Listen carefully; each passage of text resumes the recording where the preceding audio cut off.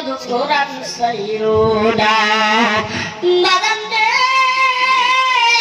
কোরআন এমন একটা দামি জিনিস এই কোরআনটা দিয়ে জীবনটা যদি একটু গড়াইতে পারো এই কোরআনটা দিয়ে একটা কোরআনের হাফেজ যদি বানাইতে পারো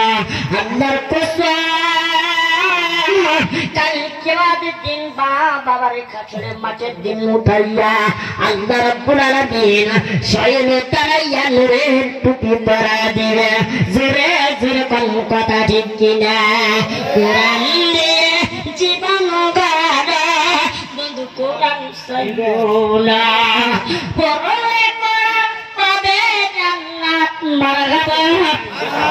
পড়লে কোরআন পাবে জান্নাত জান্নাত হবে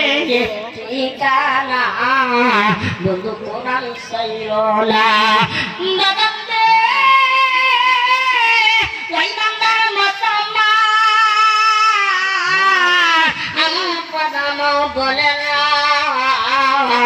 গভীর মনোযোগ দেখুন মা ও মা আজকে তোমরা গভীর প্রেমিক কই আজকে তোমরা পর্দায় থাকো না আজকে তোমরা ছোট্ট যে কথা বলো না মা তোমরা স্বামীর হুকুম মতে চলো না মা তোমরা আদর্শ নিয়ে চলো না তোমাদের মতো ইমানদার আসলো খাদিজা তোমাদের মতো ইমানদার আসলো আয়েশা তোমাদের মতো ইমানদার ছিল মা ফাতেমা তোমাদের মতো ইমানদার ছিল মা খাদিজা মা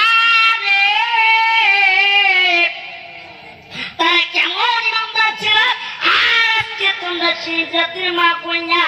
ওই ইসলামপুরের মা বোনেরা আজকে তোমরা কেন পর্দায় থাকো না হয়তো ইসলামপুরের মা বোনেরা পর্দায় থাকে এ পর্যন্ত আমার চোখে একটা মাকে আমি দেখতে পারি নাই মা